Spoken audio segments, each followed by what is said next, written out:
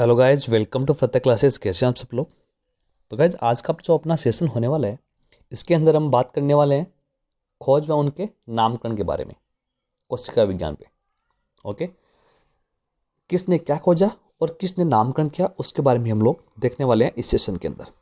तो गाइज, इस सेशन को अंत तक जरूर देखेगा, जिससे कि आपको इस वीडियो से फ़ायदा मिल सके।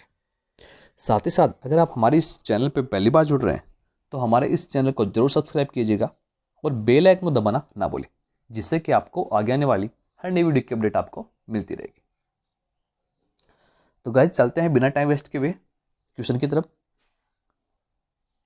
फर्स्ट क्वेश्चन है कि सबसे पहले लवक की खोज किस वैज्ञानिक ने की थी। लवक की जो खोज की गई थी वो की गई थी हेकल के द्वारा। ऑप्शन नंबर ए क्या होगा अपना सही आंसर हो जाएगा इस क्वेश्चन का। हेकल के द्वारा ही लवक की खोज की गई थी। बात करें गाइस लवक के बारे में कि लवक क्या है। ये पादप कोशिकाओं के कोशिका द्रव्य में पाए जाने वाले गोल या अंडाकार रचना है, जिसको हम क्या बोलते हैं, लवक कहा जाता है, जिसकी खोज हेकल के द्वारा की गई थी सबसे पहले।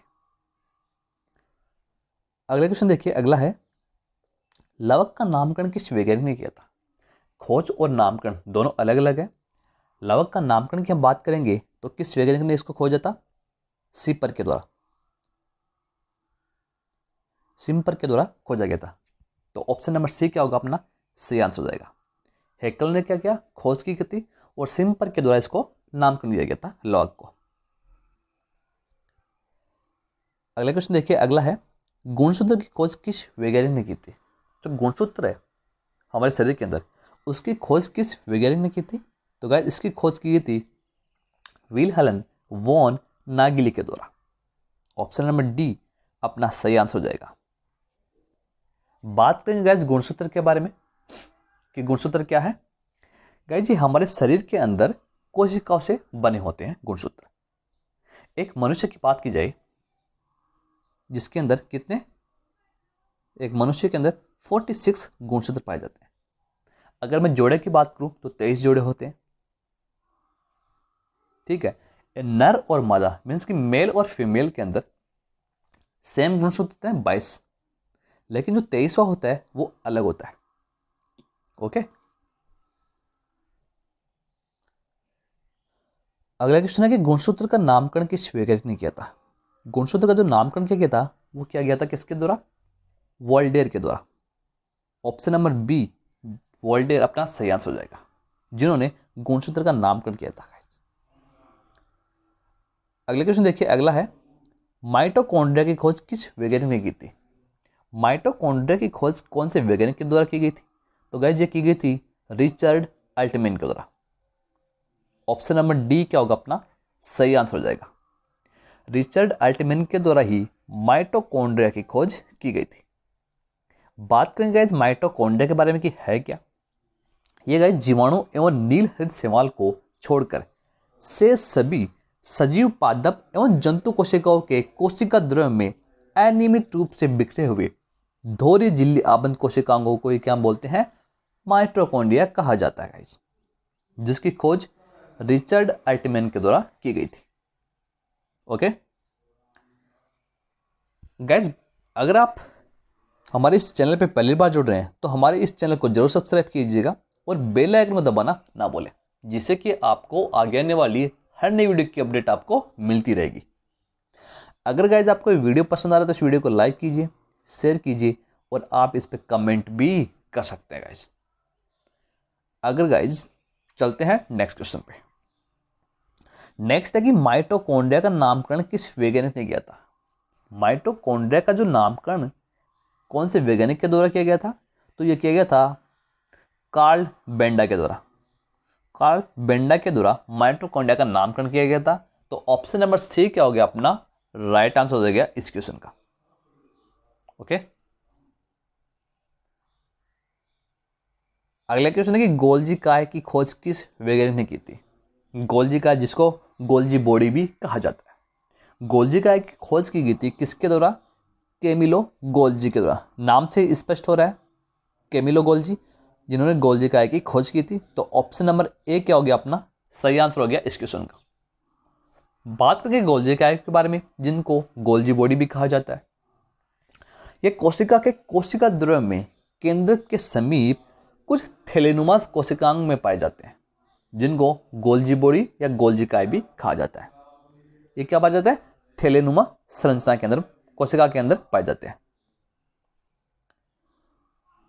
अगला देखिए कि सबसे पहले कोशिका की खोज किस वैज्ञानिक ने की थी? कौन सी कोशिका की? मृत कोशिका की खोज कौन से वैज्ञानिक के द्वारा की गई थी सबसे पहले? तो ये की गई थी रॉबर्ट हुक के द्वारा। ऑप्शन नंबर बी क्या हो गया अपना सही आंसर हो जाएगा इसके द्वारा, इस क्वेश्चन का। रॉबर्ट हुक ने ही सबसे पहले कोशिका की खोज की थी, और कौन सी कोशिका? मृत कोशिका की खोज की गई थी। अगला क्वेश्चन देखिए, अगला है सबसे पहले जीवित कोशिका की खोज किस वैज्ञानिक ने की थी? अभी हमने बात की थी मृत कोशिका की, जो रॉबर्ट हुक के द्वारा की गई थी। अब हम बात करने वाले हैं कि जीवित कोशिका की खोज किस वैज्ञानिक ने की थी? तो ये की गई थी ल्यूवेन हुक के द्वारा। ऑप्शन नंबर ए अपना सही आंसर हो जाएगा, जिन्होंने जीवित कोशिका की खोज की थी सबसे पहले। अगले क्वेश्चन पे चलते हैं। अगला देखिए, सबसे पहले केंद्रक की खोज किस वैज्ञानिक ने की थी? केंद्रक जिस सेंटर की बात करते हैं, केंद्र की खोज की गई थी रॉबर्ट ब्राउन के द्वारा। ऑप्शन नंबर बी अपना सही आंसर हो जाएगा इस क्वेश्चन का। रॉबर्ट ब्राउन ने ही सबसे पहले केंद्र की खोज की थी। अगला देखिए, अगला है जीव द्रव्य की खोज किस वैज्ञानिक ने की थी? जीव द्रव्य की खोज की गई थी कौन से वैज्ञानिक के द्वारा? तो ये की गई थी डुजार्डिन के द्वारा। ऑप्शन नंबर सी इन्हीं के द्वारा जीव द्रव्य की खोज की गई थी सबसे पहले। तो ऑप्शन नंबर सी क्या होगा अपना सही आंसर हो जाएगा इस क्वेश्चन का। चलते हैं अगले क्वेश्चन की तरफ बिना टाइम वेस्ट किए हुए। अगला क्वेश्चन देखिए, जीव द्रव्य का नामकरण किस वैज्ञानिक ने किया था? नामकरण की बात की जाए तो इसका नामकरण किया गया था पुरकिंजे के द्वारा। ऑप्शन नंबर डी पुरकिंजे ने ही जीव द्रव्य का नामकरण किया था सबसे पहले। तो ऑप्शन नंबर डी क्या होगा अपना सही आंसर हो जाएगा इस क्वेश्चन का। चलते हैं गाइस अगले क्वेश्चन की तरफ। अगला क्वेश्चन देखिए, लाइसोसोम की खोज किस वैज्ञानिक ने की थी? लाइसोसोम नाम सुना होगा, एग्जाम में बहुत बार क्वेश्चन पूछे भी जाते हैं।